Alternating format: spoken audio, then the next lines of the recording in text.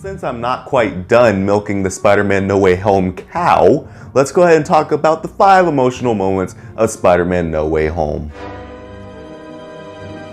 Now I know there was more than 5 emotional moments in Spider-Man No Way Home, but this is my top 5 picks for this list. So let's go ahead and start off with number 5, Doc Ock getting fixed. That made me so happy in the theater. Emotional moments on this list does not just mean sadness. This also means pure joy. Doc Ock getting his nanochip on the back of his neck fixed, Neuralink, and having the tentacles obey him again felt so good because I loved seeing him turn to good in the second Spider-Man movie. Seeing him turn good again in this movie was just something that made me happy, especially considering Doc Ock was my favorite villain for a long time.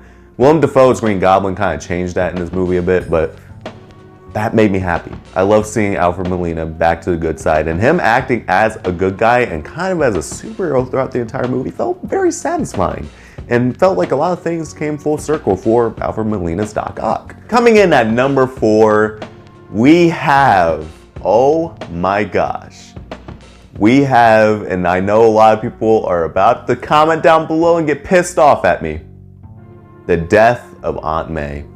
Now this moment was so crucial for Tom Holland's Spider-Man. I truly believe this is the moment that he finally had to learn his lesson. He finally learned. He finally had a big consequence in his life that felt like it was his problem, his fault, which is something that a lot of Spider-Men kind of need to learn that lesson to finally become a Spider-Man. So for Tom Holland to finally get this thing happen to him just felt so right and felt like a much needed catalyst for his Spider-Man. Coming in at number 3, Andrew Garfield saving Mary Jane.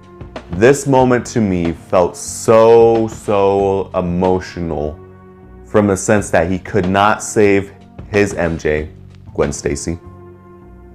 And now he had the opportunity to save this other Spider-Man's Gwen, his MJ. Basically, to have the same thing not happen to Tom Holland's Spider-Man. And this felt like his redemption arc for having what happened to Gwen not happen to anyone else. And that felt so right.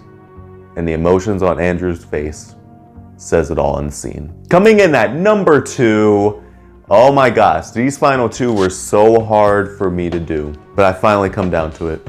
Andrew and Tobey showing up as number 2. Now I know what people are about to say, that should be number 1 because of your excitement.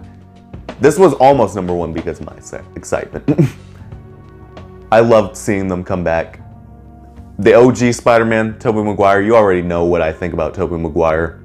I still think he's the best. And it was a very emotional moment for me because I remember just the entire theater, both times I saw this movie, the theater was just roaring. We were all like, yeah! Like, it was such a good moment for those two.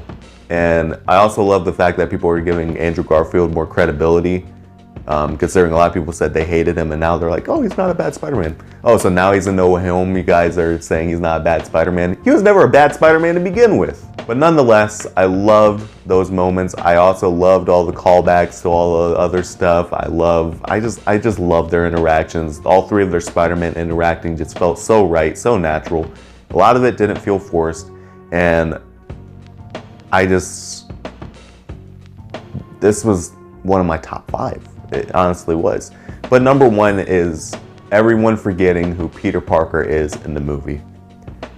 This is their way of course correcting everything that's happened with Spider-Man up until this point. Now, everything was planned out.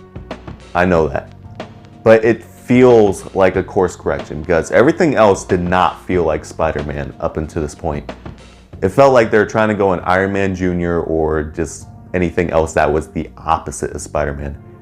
Peter Parker is an everyday man. He can team up with the Avengers. He can do all these other things. That's fine. But you have this character rooted in Tony Stark. All the villains are rooted in Tony Stark or Avengers things that happened in the past coming to him. There's nothing that differentiates him from other characters, and you're not allowing him to be Spider-Man because of the choices he was making. When everybody forgot who he was, I loved that. But when it got to the part in the coffee shop where he saw Ned was happy and he was safe, and they got into MIT, and you see MJ pull her hair back and she reveals the bandage on the side of her face, and he realized, no, I'm not gonna reintroduce myself to them. They're better off without me because I cannot put them in harm's way. I need to be responsible, and with great power comes great responsibility. Lesson that he learned earlier from Aunt May. This all came full circle, and with him getting his newer suit, which was the classic looking suit, and not even getting it, he made it himself. He sewed it together. That's Spider-Man. And they finally got it right. They finally did it right with Tom Holland's version. Still not my favorite version of the character. We need one more movie for me to say it's my favorite version if they're going down this path still. But I will tell you right now, that just felt emotionally satisfying for me because that's something I was so angry about that they were doing with the character.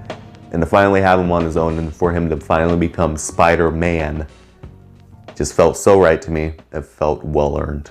I don't believe this. I don't believe you. And those are my top 5 emotional moments of Spider-Man No Way Home. This is going to be my last Spider-Man movie review or movie-related topic for a while.